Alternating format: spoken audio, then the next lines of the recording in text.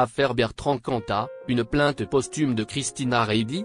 Ce message vocal glaçant cité par son dernier compagnon. La famille de Christina Reidy refuse de rouvrir l'enquête, mais un audio poignant sur sa relation avec Bertrand Cantat trouble.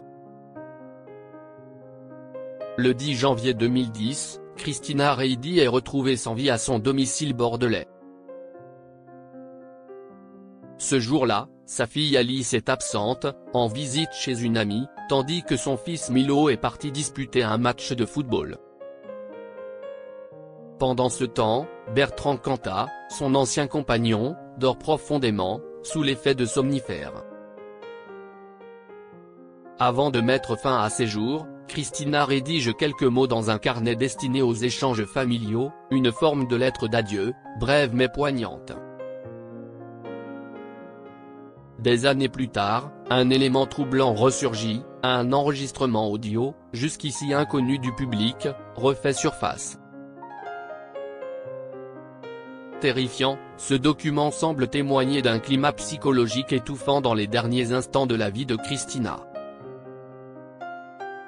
Ce nouvel élément ravive les interrogations autour du drame et jette une lumière encore plus sombre sur cette tragédie intime.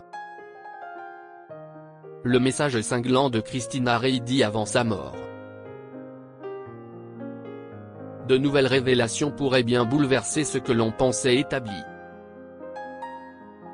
Dans son édition du jeudi 7 août 2025, le magazine Elle dévoile un élément troublant, un message vocal de 7 minutes laissé par Christina Reidy à ses parents.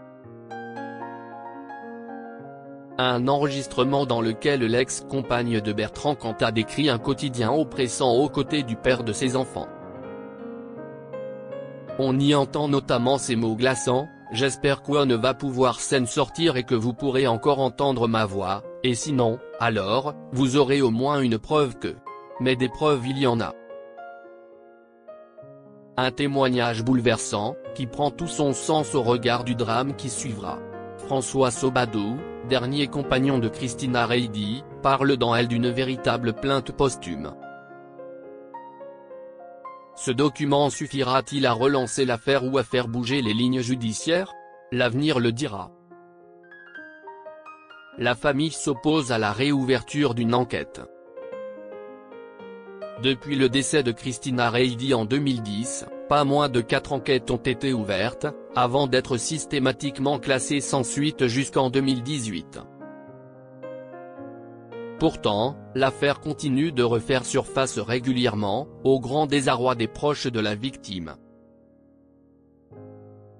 Dans un communiqué adressé à la AFP, leur avocat M. Thibault Louil déplore cette persistance. Aujourd'hui, les parents souhaitent l'apaisement et ne comprennent pas l'acharnement concernant ce dossier, notamment en prétendant que leur gendre aurait commis un suicide forcé. Très tôt après la disparition de leur fille, les parents de Christina Reidy avaient pourtant mis en cause le comportement de Bertrand Cantat, évoquant une violence omniprésente qui d'une certaine manière, terrorisait leur fille, intellectuelle et traductrice d'origine hongroise, disparue à seulement 41 ans. Dès 2013, ils laissaient entendre, par l'intermédiaire de leur avocat, que le chanteur n'est vraisemblablement pas la seule personne impliquée et que beaucoup d'autres raisons complexes auraient pu pousser leur fille à ce geste fatal.